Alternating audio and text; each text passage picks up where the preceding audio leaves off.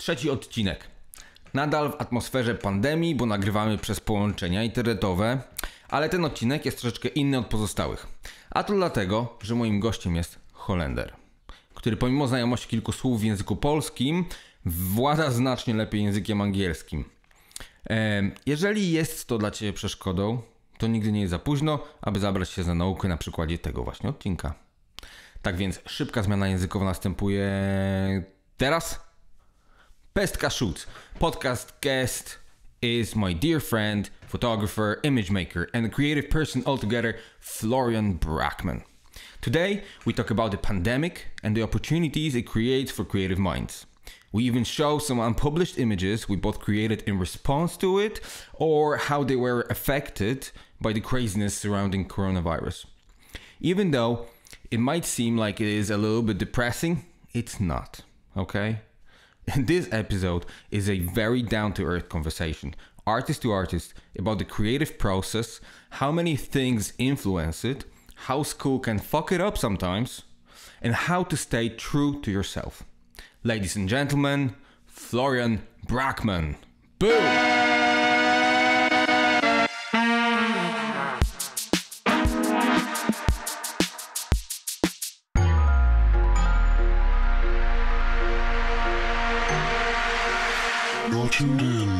Pestka Shoots. There's so many possibilities and so many things that could have happened with the source of the virus that we can't really know what's actually real. You know, we can just speculate. Fuck no. So this gives a lot of sentiment to conspiracy theories, of course, you know.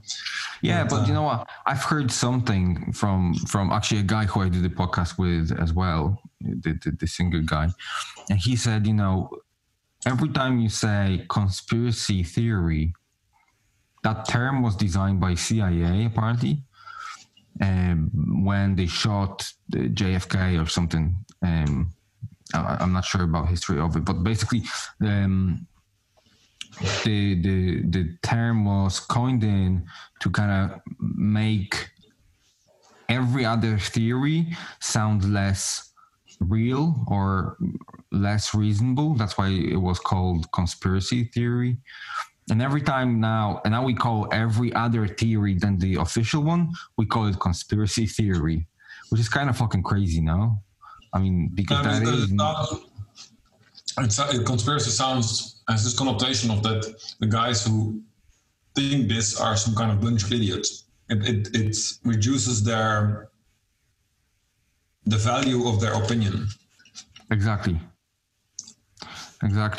So he says basically that friend of mine, Kamil, he said that conspiracy theory, when you say that, it's already, you know, saying it's bullshit. But not necessarily can be. Like, none of those theories, they you know, flat earth fucking believers, that's bullshit. But, you know, because it's just fucking is, it's not science.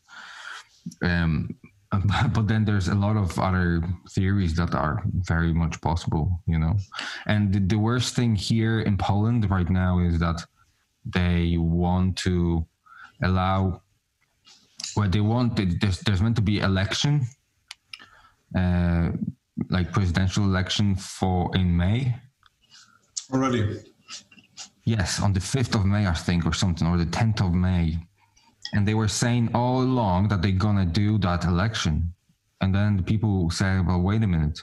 If you do the election, we all gonna get fucking sick, because that means people sitting in the committees, in the public spaces, and everyone from the locality going into those spaces, and someone will be the carrier of the virus, but they might not have the symptoms, and they're gonna fucking infect everyone in the area, and it's gonna be really, really bad. So, like, why don't we just push it until next fucking year or half a year or whatever? But they you know, I think they have the majority of the vote right now, so they really want to push. Which, what? What's it called? Peace? Peace, yeah. It's PIS. It's P stands for law, and S stands for something like righteousness or something like that. There was a very interesting documentary on Dutch television last year this time, where Verena also did some research for. It was about Poland, and there was also one episode around this party and the wave of nationalism in Poland. It's fucking crazy, and the most crazy thing is that the guy who's really behind it, who is the kind of the leading man, is not a president. The leading man is the director of the party. And the president does whatever he fucking says. Do you know that kind of way? So, like, the whole democracy... marionette. Exactly. The whole democracy system is completely flipped upside down. It's kind of gone, you know? If that makes sense. Yeah, that's terrible, and that's also why European Union criticized Poland as well, right? Like the governmental policies. Yeah. As same as they do with Hungary. But you know what they try to do when the pandemic is on now? They tried to pass some mandates or whatever the policies that they couldn't pass before. So, for instance, they tried to pass another policy restricting abortion. And the best, it's not the best, it's the worst thing. They tried to do it in secrecy. So, like, the vote was happening at 5 a.m. or something, or like 2 a.m. or some stupid hour. In Hungary, they did something similar as well. They also applied some law which limited the press freedom of journalists who were reporting about the pandemic. Brilliant, no? Really fucking crazy. And also, what's really worrying in the US, how fucking Trump responds to this crisis. At first, he's saying, it's a Chinese virus, and then it's a European virus. And then he was really denying it. And then when it came to the US and it was spreading rapidly, government was not doing anything. The governors, the states were taking into power and applying local laws already. And then all of a sudden, he jumps on it and says that he's taking care of it, and he's really like trying to show what a great leader he is. But he fires. Did he also fire some kind of minister? Or no? No, that was in Brazil. In Brazil, they fired the minister of healthcare because he was very cautious. No way. Yeah. But this Bolsonaro guy, which is a fucking mental case, he and Trump have a lot of similarities because they are like populist presidents, and they really their one big point they are getting a lot of votes with is how the economy is going up, and they want to protect the economy whatever the case. No way, that's just fucking ridiculous. No, it is. I mean, listen. The US president, Trump, he's full of shit anyway. I mean, let's be honest, because it's not about really what he does or what he doesn't or that kind of shit. Like, he says things that will get him the most vote right now, this moment. Yeah, he will take anything to take advantage of this pandemic as well. But it's not even pandemic; it's everything. Yeah. Right now, it's the pandemic. If they ask him, oh, how is our relationship with China? Oh, our relationship with China is the greatest of the great relationships. And I know the Chinese president; he's a great guy. and we speak frequently. And then next day they say, oh, apparently you sold fucking whatever our cars to Chinese or factories or whatever. And he goes, well, no, the Chinese know not to come close to us. We hate the Chinese. They are the worst. They're the virus fucking carrying. You know, like he says whatever is required right now.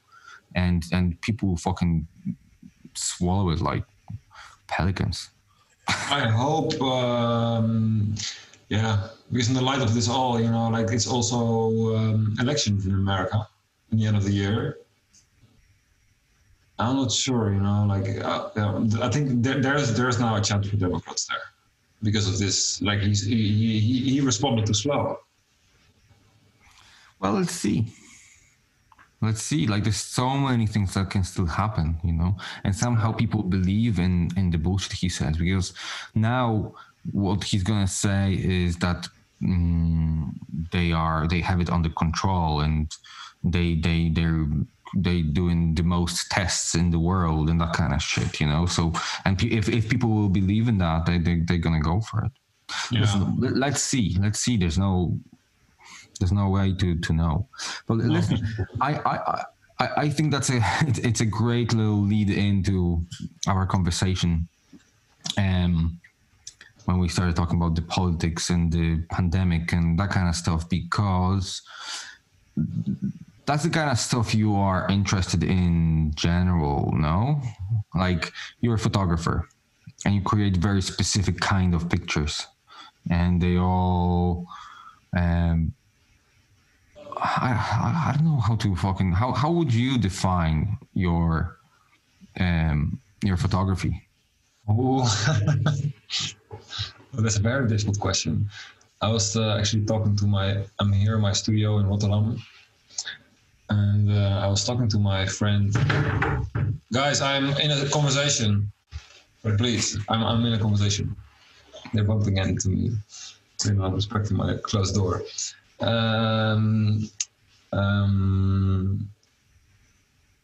You were talking to your friend. I was talking to my studio mate today and about creativity and about like this crisis and about our work and how it developed the last 10 years. And my work is quite social, actually.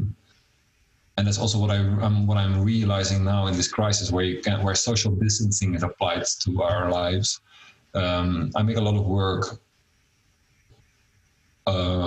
within context and together with people around me.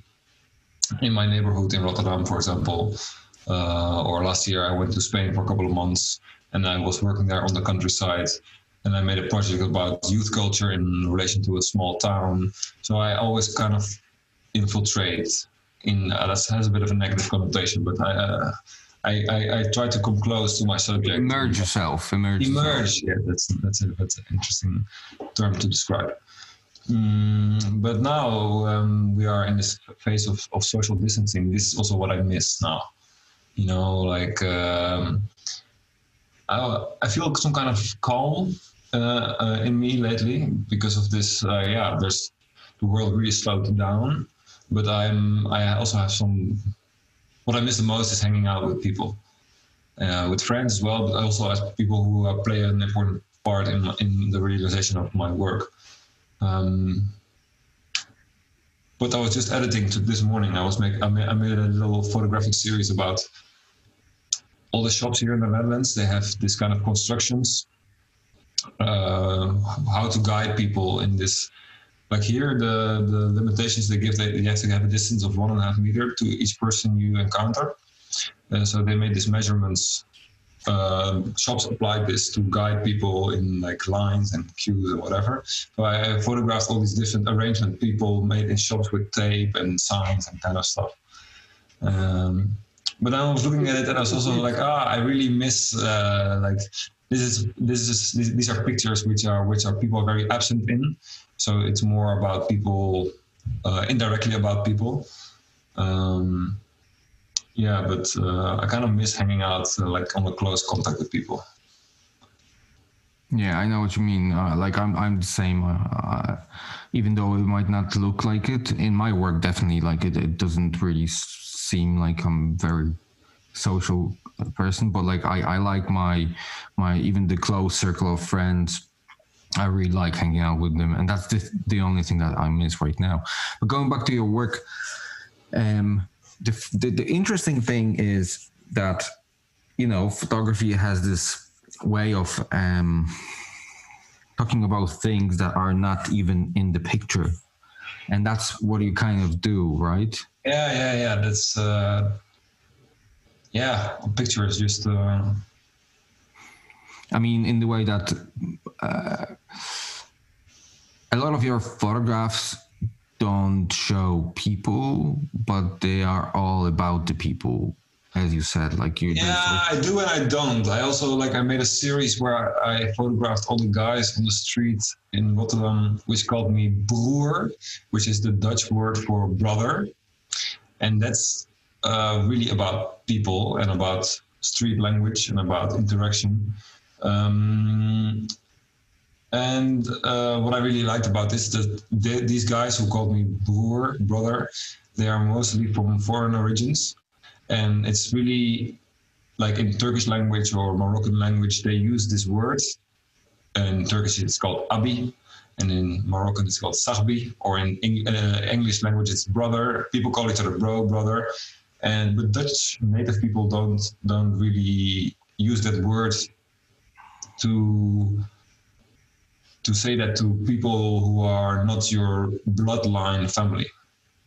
And so what I really liked about this is that the definition of a family is much bigger than just you and me who are from the same mother. And it's integrated by migrants into Dutch street culture, well, mostly in cities, of course, in Rotterdam and Amsterdam. I really like it that this flexibility of language is here applied, that they took this freedom to translate words from their language directly into Dutch, and that becomes a street language. So that work really was about people. So it was a collection of portraits, and the title of the work was called Boer. And then it had only one sentence to explain the project. I photographed all the guys who called me brother. That was it. So that was really about people. Yeah, well, that's brilliant. I mean, we had a chance to work on a couple of things together. Yeah. And, a lot of your projects, which I love personally, they don't really have much description, right? You don't really go into essays about your photographs. How do you deal with that part? You know, because artists in a broad space, like you know, you have all those artist statements and all that kind of shit. I have sometimes difficulty myself writing these texts for myself, because the best way to express myself is visually, and also that's what visual arts are about, right? About exactly the visual expression. So, but of course, you know, I also have to write text sometimes to apply for grants or exhibitions or whatever, and then. Yeah, I do write about my work, but I also get help from it, help with it from people who have a little bit distant from the work as well. That's very helpful for me, because people who know your work really well, but also they know how to vocalize certain things, which I find hard to do because all my work starts very intuitively and also very visual, almost like. In kind of in a social way, but also very intuitively, it's intertwined in my daily life. But writing sometimes really does help me and I don't mean that I'm not writing then like an essay or something, but I just open a blank piece of canvas, or I just take a pen and a pencil and I just start. Not writing a text, but I'm starting to just put on phrases which are in my head or which I make notes of in my phone when I'm just walking or whatever in any kind of moment, and then I can just collect texts which I associate to the project. Okay, so it's kind of like brainstorming, like your own kind of brainstorming, free writing, I call it. Yeah. Yeah. and that helps me to theorize. I wouldn't say, but yeah, to link my work also to themes which I didn't see before. Do you consider yourself a serious artist? You know, like an artist spelled with a capital A.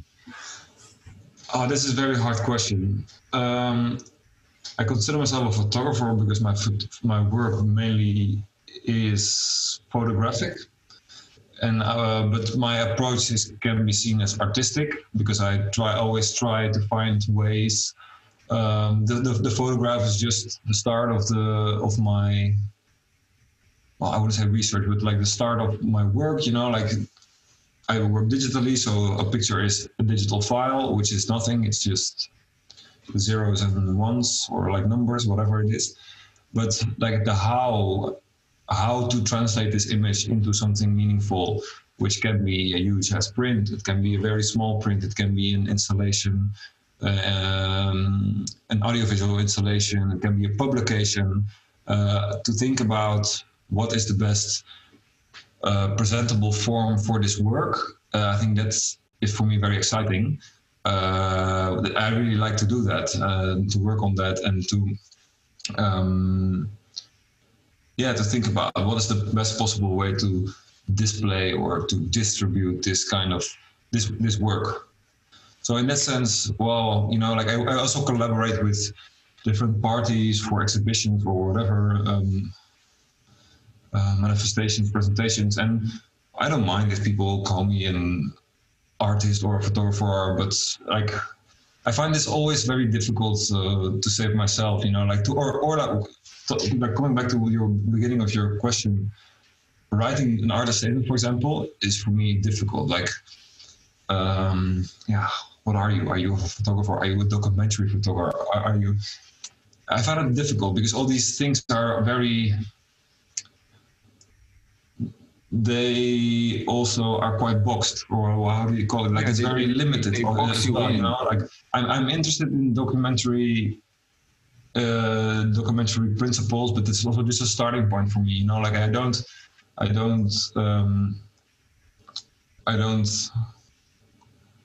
want to hide behind any kind of documentary dogmas or something. I think. Yeah. I know what you mean. Like I have the same approach with like pictures. Like a lot of times, people say, "Oh, you changed this in this picture, so it's not documentary anymore." Yeah. But it fucking is. Like, I mean, photography is not documentary as a principle from the very start. Yeah, I mean, already you choosing specifically this to photograph, or just that, it's already a choice. So, you know, and that's fine. Also, like that has never been my ambition to represent reality or like represent the truth. Like a reality, maybe I find reality interesting in relation to photography, but the truth never. I was never interested in the truth as such to display. I don't alter my images too much. Well, I just do develop like a little development in raw conversion, but I don't strive for absolute truth. Actually, I really like to combine things which don't have anything to do with each other in the first place. Like a still life I photographed in the darkest of the night, and a portrait which I photographed weeks later in the brightest of daylight, and what kind of relation they can have when you put them next to each other. And it has nothing to do with truth. Well, or it has. There are more realities or more truths together, and not only just one, I think. Yeah, I think that's very important. Like I find it always very hard because I'm very much a black and white person in general, as in not in terms of colors, more in terms of zero and ones, you know. So for me, it's sometimes really hard to accept that there's something gray, you know, in between, and there's different shades of that gray as well, in between the white and the black. But at the same time, I think I lost my thought, but it's fine. Black and white regarding principles of documentary or photography. Oh yeah, well, basically, you know, like I don't care about. Oh, sorry, I know what I want to talk about. It was the truth. I really like what you just said, that, you know, there's not one truth. So for me, sometimes it's very hard to accept, because I like things when it's either that or that. There's no, but there's never white, there's never black, there's never pure white, there's never pure black. It's always somehow gray, and, you know, like it's like you talk to a people who argue, and then you ask one person about their point of view, and unless you hear the other point of view, you can't really make any judgment whatsoever. Any judgment you make is going to be through the prism of that one person. So it works the same with the picture. And like the moment a singular person takes a camera and take a picture of one thing, then it's going to be that one part of the whole story anyway. Like exactly. And this I already, like, I had an interesting conversation today. Like, when I was still studying in the academy, I graduated in 2013. So that's about 7 years ago now in summer. And Jesus, that's a fucking long time, no? Yeah. But a lot has happened since. For me, as a development as a maker, as an artist, or as a photographer, or whatever. A maker is that word. Give it a word. You know, like all these words have so many connotations. But you know, like within the academy, I was very. Now, when I'm looking back at it, I was very frustrated in the sense of that. I was studying photography in the Royal Academy of Arts in The Hague, and they had a very clear I wouldn't say conservative, but a very preoccupied idea about what is good photography or what is good art. And it was the same with my college. Sorry. I had a lot. I was quite young and still experimenting a lot with myself and my work, and I didn't have my strong opinion at the time yet, and I was still quite insecure about things I was making, and how I was still figuring out myself, basically. And then I was studying in a direction documentary, reportage kind of photography, and my graduation project, my book, She Comes in Colors, it was not a documentary project at all, or it had documentary features, but it was not. I would describe documentary photography in the documentary field about like social inequality, or like all these subjects which are often talked about. And the years after my graduation, I really had to come loose from these ideas of the academy and what they think was good photography or good art, and it took me a while to find my own way. And my way was always my way of working was always very spontaneous. My photography was always integrated in my daily life, and I took a lot of pictures just without thinking, you know, very intuitively. And in my academy, I always had to, my work always had to have a concept, or, you know, I had to write a concept. And that's for me always completely fucking killed it, because I didn't know how to write a concept, or what was the concept, or like how life in general is hard to catch in a concept. Or you know. On the other hand, listen. On the other hand, it must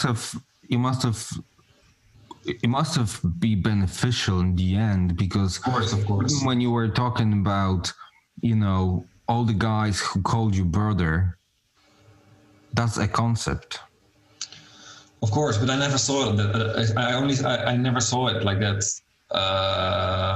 when I was making it. I was only like my work. I often make it, and then it becomes something when I'm here in my studio. You know, like it's been created in the outside world and processed in the studio. I think that's my working methodology. And then when I start making prints or things and putting things together, then it becomes something. Then it becomes a concept. But it never starts conceptually. So it's basically the process of your work. It's different. Essentially, that's what we're talking about, right? Some people go or are expected to say, okay, this is going to be about this and this and that and this and that. Exactly, that's not my way of working. Yeah, exactly. But like, you know what? This is something I struggled with a lot, like fucking loads. That when I was trying to find my voice. I don't know if you remember actually, because whoever's listening might not know, we've met at an exhibition where we had both our work exhibited in Poznan. Was it in 2013 or 14? I think 13. I don't fucking know. 13, yes. I think. Yes, 2013 it was. After my graduation. It was a graduation show. European. It was a graduation show, like the best graduation products from Europe or some other shit like that. And the work I exhibited there has nothing to do with the work I do today. And it's so different. If I would have showed you those pictures today, would you say it's the same person? It's completely fucking not. Yeah, because you're also at the time you're in an environment where you also, I don't know, which is quite demanding and quite it's testing you. Yeah, but that's college, you know, that's the influence that the college gives you. It's also fine. I mean, like, you know, like you can also learn a lot from different frustrations which you had maybe at the time. I mean, now, like I only see now that I was quite frustrated at the time. So do you think college is a good thing for an artist or for a maker rather? I think it's very difficult to teach art. Well, you probably can't. It's more like putting it into a context, framework. Not in a literal framework, but yeah. That's why it's sometimes so difficult. I remember in college what we had to do. We had to keep those workbooks. Yeah, what's called a workbook. And basically, by that you're supposed to have your notes in there about the project, process, and test pictures, and all that kind of shit, you know. And for me, it never worked. I had to create those workbooks just for your just to give them something exactly just so they can that's not my process. It's not how I work. And a lot of times it actually is the same as you said, like when I create a picture, it's like just I remember I was in Miami where with Sam Jasperson, a friend of mine, and I had this idea for a picture of a hot dog, you know, the photograph of the hot dog, and instead of lettuce there's $100 bill, and instead of the sausage there's a cigar. And I had no fucking idea what this picture is about. I had no idea. I just had this idea, and I was like, let's fucking do it. It's a good picture. It's gonna be good. And then it developed into something that today it's like an ongoing project called Standard American Diet, and it's about consumerism and consumption and everything related to food and that kind of stuff. But it started with a random picture. It wasn't like, oh, I want to talk about America and how things are consumed. No, it had a visual starting point. But of course, I do understand why in an academy they want to see your process, because that's where your thinking is. And that's also better to judge than a final result, because they want to see your qualities, like how do you make decisions, how do you experiment. They want to have a look into your thinking process. So that's where this process books were good for, but also they felt quite unnatural for me too. But I think it has a function. Of course it has a function. Yeah. Like there's so many photographers that never went to college. There's so many really, really excellent photographers that never went to college. Or not even photographers, artists, or whatever the fuck you want. Of course, there's a lot of autodidact. Is the same word in English? Autodidact. When you learn something yourself. What is it? In Dutch, it's called autodidact. when you teach yourself, when you learn it yourself. Self-taught artists, photographers. Yeah. But I also I really love my academy as well. Maybe I was just a bit too hard on the frustrational part. But I also learned a lot, but that's interesting also, to see your development, your interest. I realized by myself it comes in circles. Because in my academy, I was once doing a project regarding migrants, and I met a Polish guy in The Hague, and I traveled with him to Poland, and that was in 2010. And then lately, the last 2 years, I made projects in Rotterdam about migrants, and I traveled with them to their countries. And that's 10 years later, but the interest was still there. But now my methodology changed, and my way of using my camera, it kind of changed. But what I really liked about this is I saw a circle in interest, which is a repetitive pattern.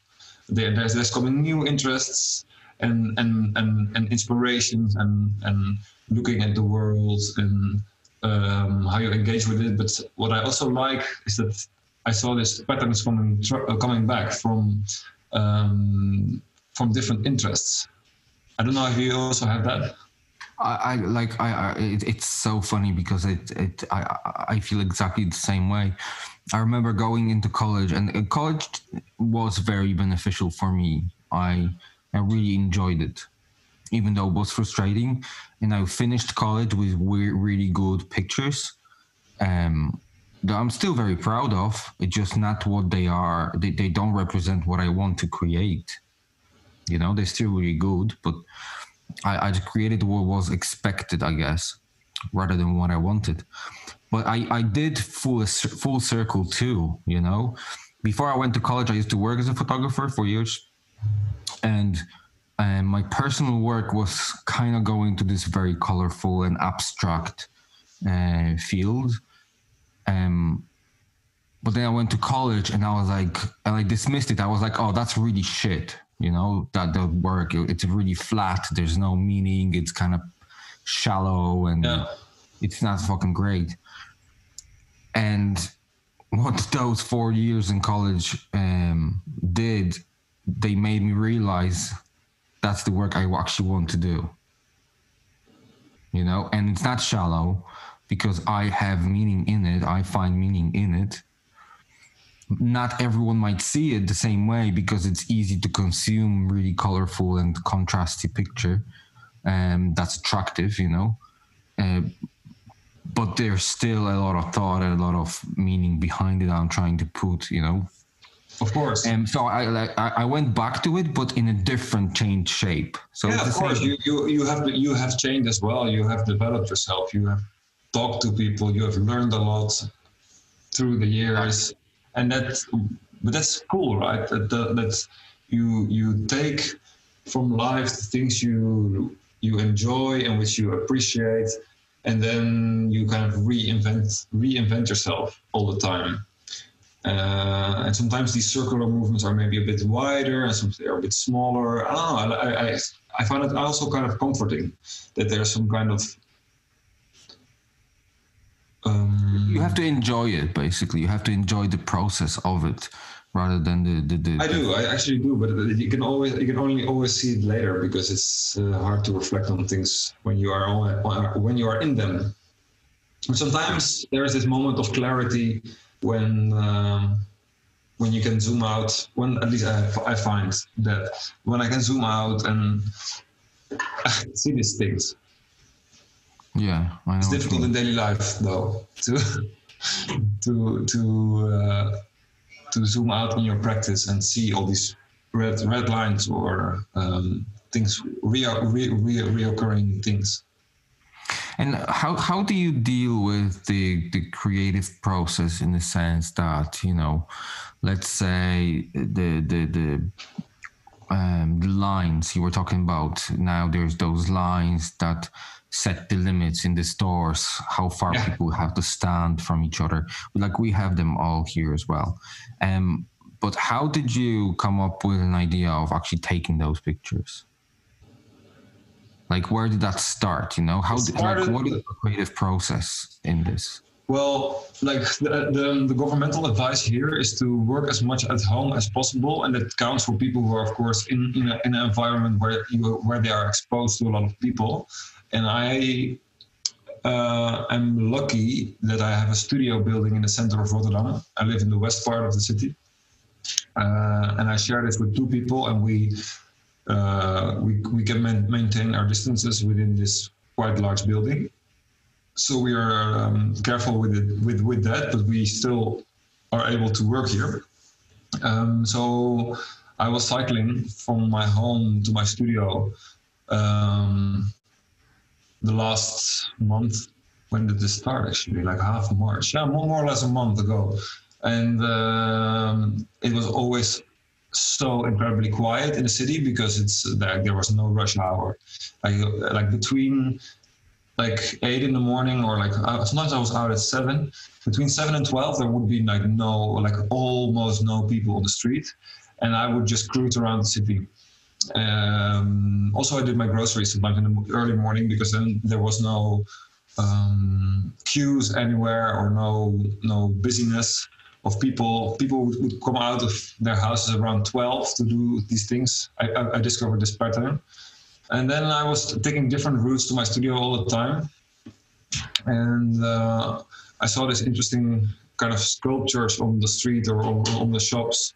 And that's how I don't know, this just attracted me, and then I photographed it. And then after like a couple of weeks, I downloaded I kind of forgot about the picture, but then I downloaded them from my camera. And then I was like, they came out as a surprise. And then I discovered that I had 3 or 4, and I put them next to each other, and I thought, it's quite interesting. Different kind of colors, different kind of context.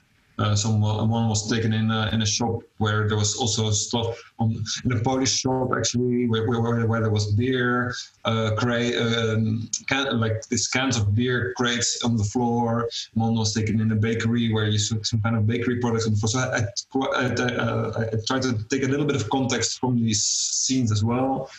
One was taken from an ice cream shop where you could see some kind of cues. So it started quite intuitively and spontaneous, and then I decided also it becomes more apparent in my brain, more active, and then I see it everywhere. Just it's like when you are I don't know, when you have a certain car driving yourself, and you never looked at that particular car before, but then you see it all the time driving everywhere around you. You know, I know. Yeah. You are more sensitive to it, and that's how I started collecting more of these images. And can you see them somewhere? Can we see them? Yeah, we can. Can I share my screen? Does it work if I put on? Yeah, you can share the screen. Yeah, do it. It was funny. I kind of prepared them today because They're still a sketch, but I sent them to a Dutch newspaper just because I worked with them before, and I decided maybe I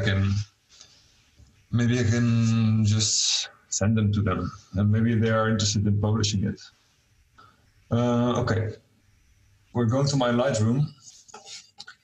I share my screen.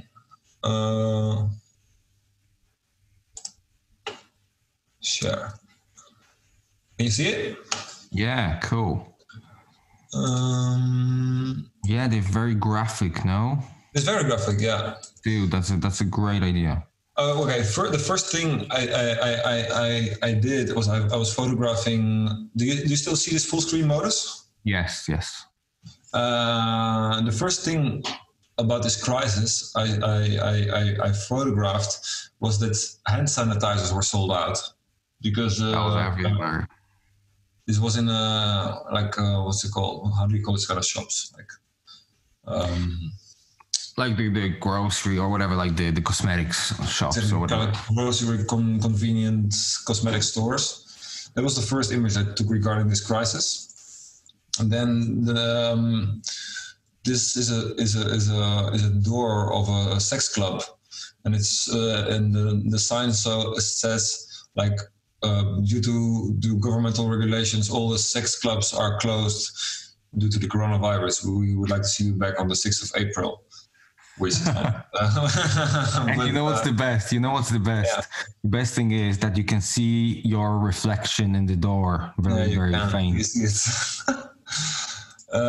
was the second picture, and then this was not the first picture actually of the first picture I took was this one. It was maybe you can see here the M from McDonald's. Yes, I can see it. There's a big McDonald's on close to my studio, and I passed by it, and they kind of completely closed taped all the chairs, which kind of resulted in an interesting sculpture. That was the first image I took, and then I can show you. These are, I think, my favorites. I can show you. I like those arrows. Yeah, that's cool as well. The next one, yeah. Maybe it's more interesting to look at them. No, it's actually cool when they one by one. Yeah, that's what I mean with the context. There's like bottles of juice and honey, and here. You're giving me a lot of ideas now. You know that. Yeah, and here it was just on the street where people kind of claimed some kind of piece of the street to, but I really enjoy the kind of creativity and freedom how they use this tape and signs and it tells a lot about. It's so graphic. It's so graphic. Yeah, it's very graphic, and it tells a lot about how people. Yeah. I'm actually gonna do a picture tomorrow inspired by this. You know. Do it. I'd love to see it.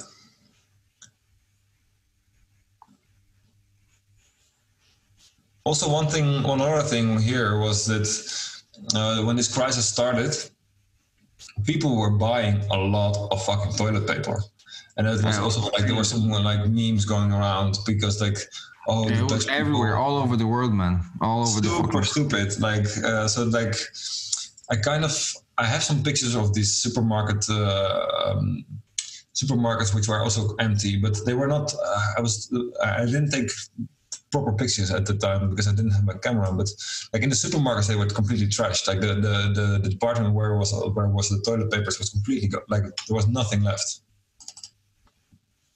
But I was more interested also in this kind of sympathetic signs, like shop owners. What does it say here? It says AUB means like please, and one for one, like just one person in at a time. Okay. I also personally really like this one. Yeah, that's brilliant because it's so graphic as well. Yeah, but they also used some kind of spray paint here. Or maybe that was the first one because there's a spray paint by the door as well, and here. Yeah. Maybe they did that first, and they were like, "Oh, people don't understand what we meant, so we have to make it more clear." Exactly. And look at this one. Look at this one. The next one. What the fuck is the meaning of this? What kind of choreography? Exactly. That's what I thought. It's like a silent disco choreography. You know? Yeah. Bizarre. And then the next one. Yeah, I really like this. Yeah, the blue with the red as well, and this one. This is the direction this way. This is this way. This was in another Asian supermarket. They taped a bottle of hand cleaning antibacterial stuff onto the end of a counter. But show me the slogan it has. Go closer in. It says. Spread happiness, not germs. That's actually interesting, and I didn't even notice that. That's a nice detail.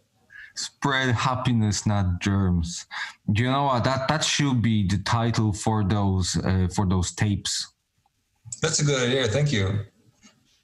it was already in the work. I didn't observe that yet. Can you see this? Like they in shops they have made the screens everywhere. Yeah, we have them here as well. For the supermarket employees to be protected.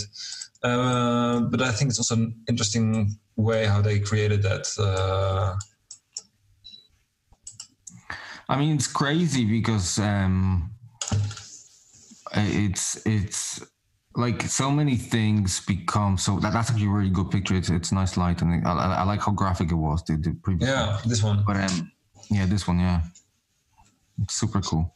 Yeah, so these are the first pictures I took in this series, and I just emailed them to the newspaper, and they said like, yeah, we really like it, but do you also have some more other crisis interventions? And I don't have them yet, but I hope they commission me to do a more broader series. That this can be one series of it, all the tape structures, but also I think these other pictures are also interesting, or maybe the ones they're also reflecting the crisis in a certain way. That's good, yeah. I like that. It's a nice detail. I mean, those two signs together, they should be separated by something else, maybe. Yeah. But yeah, it looks they're cool, man. Yeah. So I still hope I can do something with it. And also, like in the same store where I took this picture, they have more interesting sculptures there. They made also an interesting counter and the pin machine. They taped it onto I don't know. They were really creative. They went creative. They went really creative. So I have a picture that was taken. Actually, I was supposed to have an exhibition. Well, I can show you that photograph as well. I'm stopping sharing my screen. Okay. Yeah. There's a photograph. There's this show I was going to do together with Fritz Kolla, actually. Oh, that's this brand. Yeah, it's a brand. Yeah. We were going to do together like this anti-plastic exhibition together in Sopot, and It was supposed to open on the 12th or 13th of March, and that's when basically everything kind of started closing down, so we had to call it off the same day, which was terrible. But I created some images for it, and I haven't shared them anywhere. Share them with me. Some of them are so relevant today to the current situation, and you just made me realize that, to be honest. Let me open them real quick so I can show you. Okay, I'm gonna share my screen. Oh, what's going on? It's working. Can you see anything? No. No, oh wait. No, I only see you. Okay, and how about now? Yes, I do. I'm looking at some recording information, recording screen, and one image. Yeah, so that's one of the images, and it was about the plastic, and how much we use the plastic and that kind of stuff, just to make it. Cool. And then the flowers as well. They are wrapped into plastic. They are wrapped in plastic, but they are made out of plastic. You can't really see because that's a low-res picture, but it's actually a plastic flower. Oh, yes. Like we bought it in this Chinese place that has like everything basically. But yeah, the whole thing is plastic, and then it's also in a plastic bottle. And then there's... it reminds me of... like a couple of months ago, like Netherlands, Rotterdam has a very big port. And there was one container ship which lost a certain amount of containers. And they busted it open in the ocean. And all the plastic crap, like stuff, toys, whatever, it it came to the shore. No way. Yeah. And it caused a huge pollution. I like the image of the fruits. Well, that's the thing. The fruits, they're all plastic as well. And they are wrapped in plastic. They are wrapped in plastic also. Like it's super plastic, you know. But also in Poland, are fruits and vegetables in the supermarkets, are they really wrapped in plastic a lot? They are, yeah. Yeah. Well, it's not even that they're wrapped. Maybe, you know, like there's this picture. It wasn't going to be in the show, but I think it's a good picture too. Yeah. Oh, this is also interesting material. This the sponges, the washing sponges, I think. Yeah. And also, I like the material where they are packed in the net. Oh, the net, yeah. It's pretty cool. And I like this picture. That's a picture I was I wanted to do for a really, really long time. Oh, wow. But it wasn't that easy. And then finally I did it for this exhibition, but it's also gonna be part of this Standard American Diet project, you know, where it's about consumption, because this here, I don't know if you can see the little sticker. It's what does it say? It's nutrition facts, you know, the one that you have, how many calories something has and that kind of bullshit. And this is actually made out of plastic, obviously. It's like a plastic foil. Yeah. So yeah, this is like a sneak peek into the show. That's going to be probably in the project Standard American Diet too. I like also the all plastic things together. It works really well. Yeah, but like, look, this is plastic. The lettuce is plastic. It's made out of plastic bag. Really? Yeah, you see that? Oh, I do see it, yes. So the pictures are going to be very, very big in the gallery. And is it still planned, or is it... Well, we don't know when things go to normal. So, you know... And what is the new normal? Like, who the fuck knows? I don't know. That's the thing. But we got sidetracked a little bit. But you are able to keep yourself busy.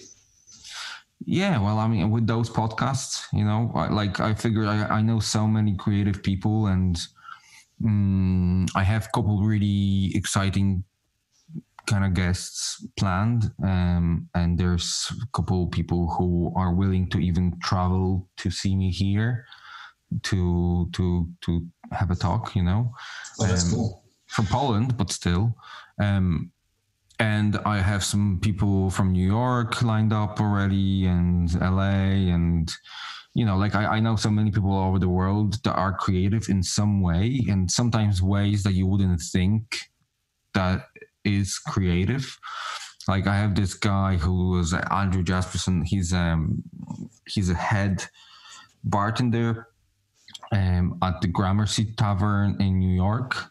It's like a really good restaurant, like a Michelin star level kind of restaurant. And I have a podcast lined up with him, because, you know, making cocktails, it demands such a creativity you wouldn't even think, you know. No, and cooking as well, right? Exactly. So I have a couple plans of talking to some chefs as well. But we'll see how it goes. Like I'm staying busy. I'm keeping myself busy, and yeah, I mean, like I'm glad we had the time to talk to each other, you know, because Me too. we haven't spoken in ages. Well, I also see a very interesting creative solution right behind you. You use the scissors to close the door. Exactamente, amigo. Yeah. Because you know what was happening? This is a really old... It's empty there. Cupboard. And there's this photographic series from Michael Wolff. And he photographed in China a lot, and he photographed all these interesting alleys in the back of big flat buildings, and how people, I can show you. I hope our screens are recording as well. Are they? I hope so. Otherwise, it will be just us talking about shit. That's your WhatsApp.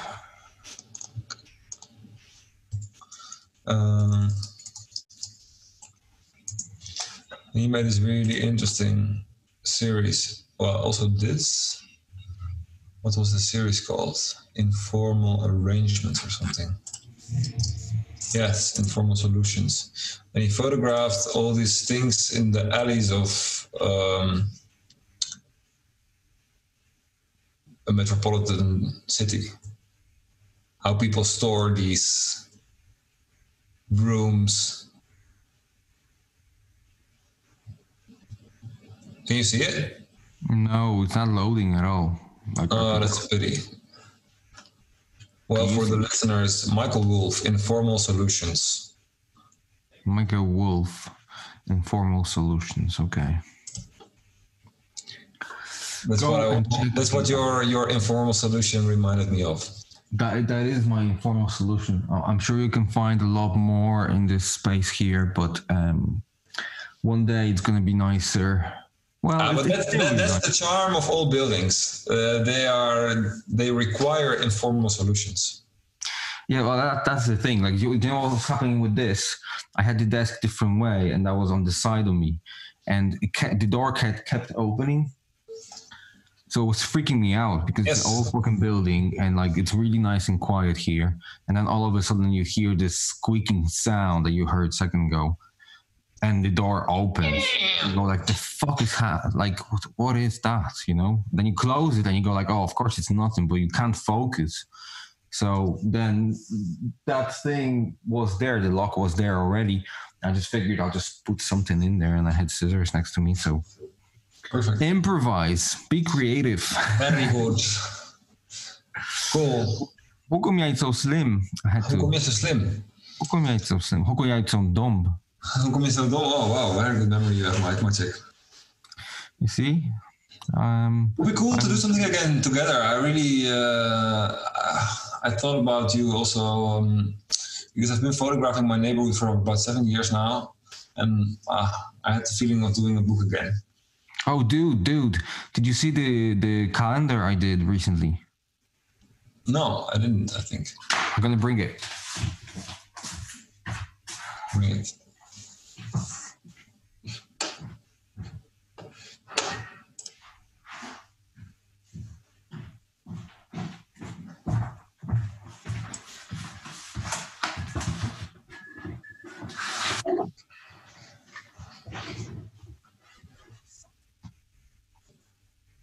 Oh, wow, what is that? 420. Oh. And it starts on the 20th of April. Holy shit. That was yesterday. That was yesterday, yeah. I don't know when this episode's gonna be put out, but it was yesterday. Oh, wow. Are these photographs or? Photographs, yeah, of course. Wow. Maybe due to the distortion of the webcam, they look a bit like illustrations. Well, there is illustration in there as well. Sometimes, but like not. Those are pictures anyway. Really cool. Where was it the commission? No, it's my project together with this guy called Mops. He's like a rapper, and he's like activist for cannabis here in Poland. And legalization. Yeah, exactly. And he has this channel called Weed Week. Oh. He's like a YouTuber kind of thing. You've seen this before. Yes, I saw this. And then we have Tomek Pięciak, who I did a podcast with yesterday as well. He did the illustrations and the design of the whole thing. So like he did those cool illustrations. Wow. And he did the color as well. I think it's like a collaboration that we did together, and we did like super limited. There's only 300 copies of this calendar, you know. And that you printed this nice, interesting printer guys. Yes, exactly. Yeah. So yeah, everything more or less. Well, but most of this stuff was actually shot in here, in your studio. Ghetto studio. And you see like there's like little things like 420. And the reference to the Tiger King. Have you seen the documentary? No, I heard about this, but I've never seen it. So it's going to October. What is it? The calendar's running to October. No, because when you do this, then you flip it around, and then you start this way. Oh, and then you have November. The next butter. What is it? Is it butter holders or exactly? Butter containers? Yes. That's December. Oh wow! And then there is January. Those are vapes. You know the vapes, right? Yes. Yeah.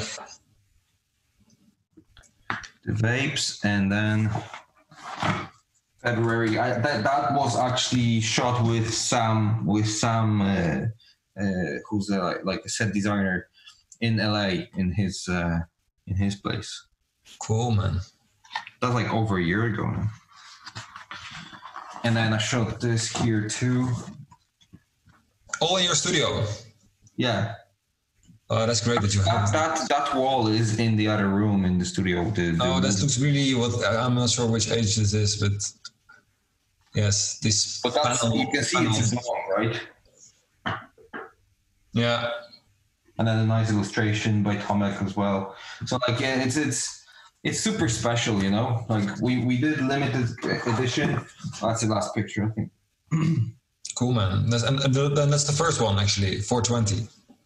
Yeah, it's a very first calendar like this. Yeah. And at the end, you have like a little poster you can just do, put that on your wall if you like, just without any months or anything like that. Did you finance it yourself? Yeah, we did. I mean, we did pre-order. Well, Mops did really, and to be honest, I think the pre-order was running until yesterday, and I think about 250 of them were sold before we even kind of put them out, Oh, perfect. Yeah, so really good result. Next year we're gonna do something super, super special. Can I get one as well? Can I pre-order one as well? Yeah, I think you can still get them. I'll organize something. Unless I'll send you this one because they all numbered, So we have very, very strict. Like we don't want to make more, so people get what they were promised. They're promised. Exactly. Okay, listen, dude. It's been lovely talking to you. How long have we been talking, actually? I don't fucking know. It doesn't say here. I kind of lost time. Yeah, me too. I'm gonna wrap up here in the studio as well, and then I'm going home for my Spanish class online through Zoom as well. Zoom is great. It's a great app. I also read that they have some issues if you don't protect your meetings with the password or something. That the hackers are hacking into your meeting and showing porn and stuff like that. Did you read about this or? No, I'd love that to happen right now. That would be so funny. That would be so funny. Okay, man. Well, I'm gonna wrap it up. Thank you so much for the conversation. Yeah, man. And hopefully we'll get to record this in person. And sometime sooner than later. All right. Ciao. Right. Ciao. You're tuned in to Pestka Shoots. Hej, jeszcze chwila. Na zakończenie chciałem usłyszeć Twoją opinię. Jak Ty sobie radzisz w swojej kreatywnej pracy z poruszonymi tematami? 5. Do usłyszenia za tydzień. To było Pestka Shoots. Rozmawialiśmy o kreatywności.